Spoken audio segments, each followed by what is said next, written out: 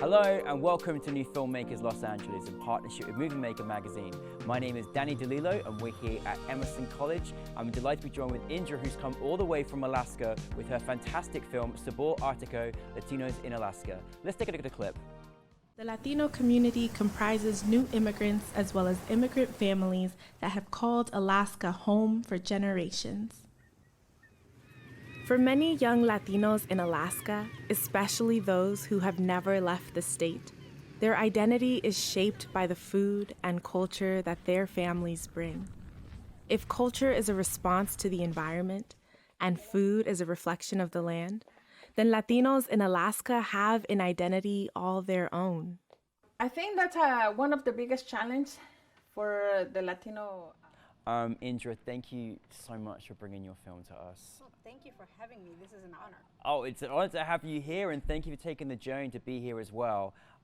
We're so glad you brought your documentary. It was an incredible film. But for those that haven't seen your documentary, tell us a brief synopsis. Yeah, so Sabor Artico is what I consider like a love letter to Alaska.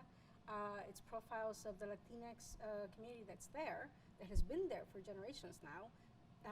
And it's all about their food and how we adapt to an extreme environment, you know? Yeah. And so it's just, I think, a really loving look at people's struggle and challenges and bearing witness to that. Yeah, and I'm so glad you mentioned it was a love letter because it felt like a love letter, you know, and just the way you told the story and the history and the amazing people there and the food, my goodness me. Where did the inspiration come for you, Indra, in thinking, I need to tell this story? Well, I've been in Alaska for 20 years. I went up there thinking I was going to stay for 2 years, and then I didn't. Yeah. You know, I stayed for a lot of reasons, right? Opportunities, the culture, even the weather, honestly. And so I saw the community grow in the last 20 years by almost 40% now. Yeah. And it was important because I feel like racism can be really like overt and really out there, but there's a form of racism that is invisibility. And so when we're not seen and when people just choose not to see us, you know, then that's a form of also keeping us in the shadows. And so it's important for me to show the community, you know, make it visible. And what an amazing community you got to see. I was like, I want to meet all the people that are up there, and just amazing group of people. How is that for you, Indra, in bringing all of your subjects together? How was that process? Because you had so many people in there, and I was like, how did that work? How was that whole thing for you? Well, it was really interesting because, like, I actually didn't know a lot of the people that were in the documentary, which I found surprising because I've been there for so long. Yeah. But we interviewed over 40 people. Wow. But these are the stories that, you know, once we finished the interviews, I was able to look and say, oh, okay, this is the narrative. And then I took their stories and their voices, and I wove them together.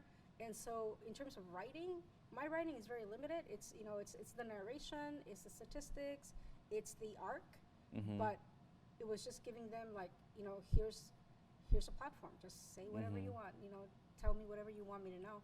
And they did. Well, I mean, you say you went there for 2 years, ended up being there for 20. You know, you've seen probably a lot of change, and of course, there's a lot more, you know, people, particularly from the Latino community as well, which is fantastic. How did people, when you turned around and said, "Oh, I would like to interview with this particular film," how was people's reactions to that? Oh, they were very welcoming. Yeah. Because everybody has a story. Yeah. Right?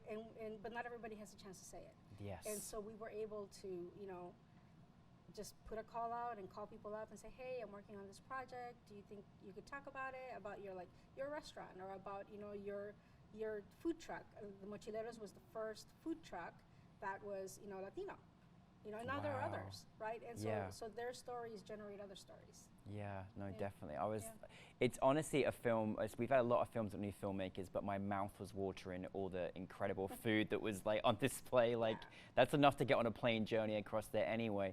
But for you as a director and making this project, and it's so personal to you, and you're also celebrating, did you uncover things yourself? You know, like people had some really kind of hard stories, you know, and what they go through, and what, like you said, you may not see it on the outside what they go through, but internally are going through things on the inside. Yeah, but actually a lot of like that level of like pain and vulnerability was not in the documentary. And the reason for it is that it's a small community, and people are vulnerable. So I think as a filmmaker, particularly with documentaries, you have a responsibility. Yeah. You know, that even though, you know, it might be a juicy story or it might be like really compelling, if it's not yours to tell, don't tell it. Yeah. Oh, And I so love like that. tempering the media and tempering the deliverable to say, okay, I'm doing my best to like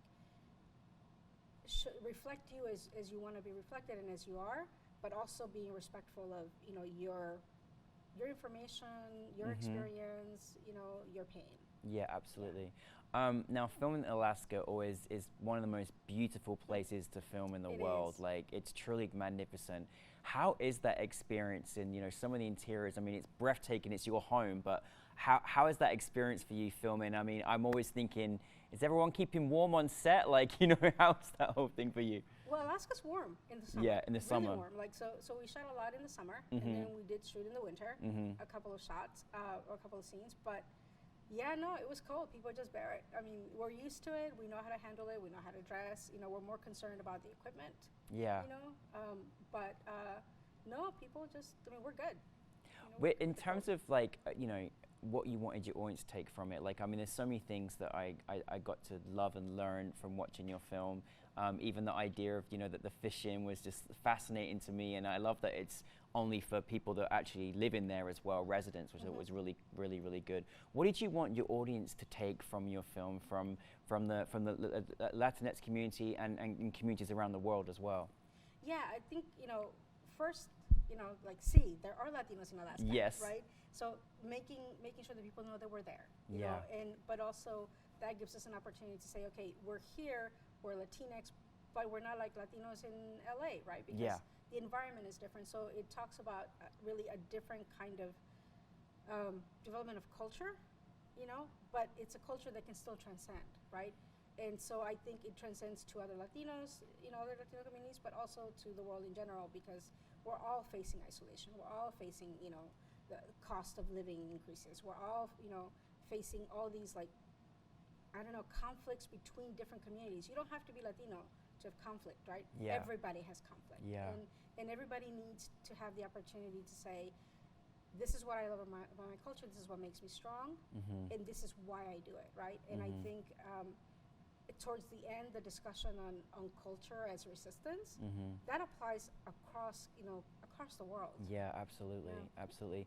And what was, I mean, I always think there's big challenges when you're making a documentary. What was kind of the bigger challenge you may have had with this project? The biggest challenge was technical. You know, Alaska did away with its film credits a long time ago. It was very short-sighted. And so, like, there are no resources in Alaska for filmmakers. You know, like, you kind of have to know somebody who knows somebody. But even down to, like, what gear do you use? Oh, okay, well, you know, the best camera we could get was a Canon C100, which is good, but it's an older camera, right? Yeah, You know? yeah. And so, like, a lot of the shots, like, 40% of the shots were done on my phone. Wow. You know, like the shot of the moose, you know, as it's walking. Yeah. That was, we were driving, and it's like, oh, we stopped, there's a moose, and I'm like, okay, back up, just drive steady, and I take out my phone, and we do it, right? And Well done, Indra. That's amazing. Yeah. So you work with what you have. So the challenges of filming in Alaska are really that, like, when you go there, even if you're an outside crew, because we just had a crew come up from LA to do some work there, they had to, like, ship a lot of things. Yeah. Yeah. I mean, with that being said, and the hard work, and that's a big component, obviously, to making sure the film looks good. How was the experience then, having it part of New Filmmakers LA at the Academy, you know, celebrating, you know, Latinx filmmakers in particular? How was that whole experience for you? Oh, you have no idea. I think my mind was going to explode. Aww. And so I come from Veracruz, from a rural town. Yeah. We still don't have a movie theater, and so there was. When I was growing up, so this is like the 80s, I'm dating myself, there were a number of different groups of Romani people who would go around the countryside, and one of them would bring a projector, and they would set up tents, and they would roll the movies, and that was my experience with film up until when I was 10.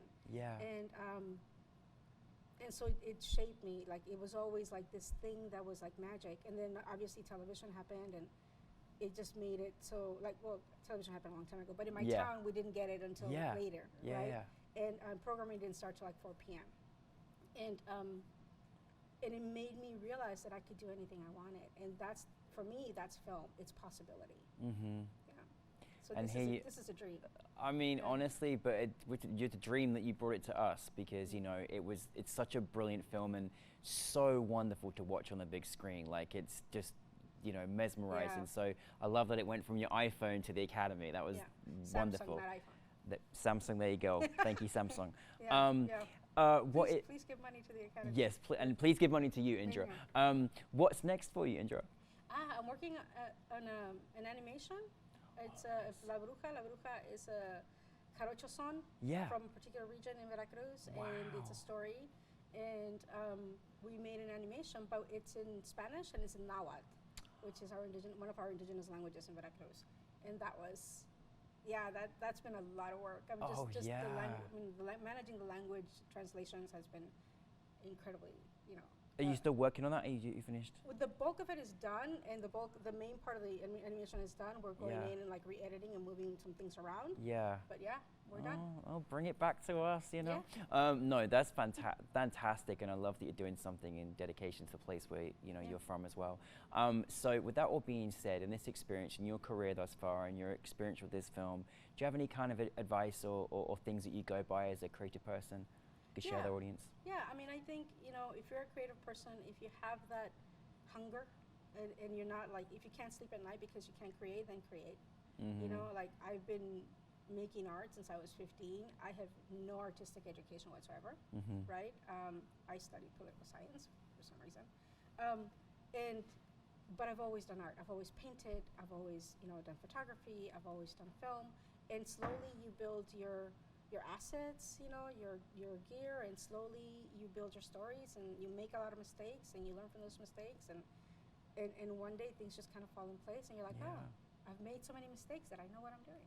Oh, that's so true. That's such good advice. Well, thank you so much for bringing your film to us. Thank you for coming all the way from Alaska, and for everyone else out there, I hope they get to see your film, and there is an amazing Latino community in Alaska, so please make sure you follow Indra and all of your next projects. But thank you very much. Thank you so much. Thanks.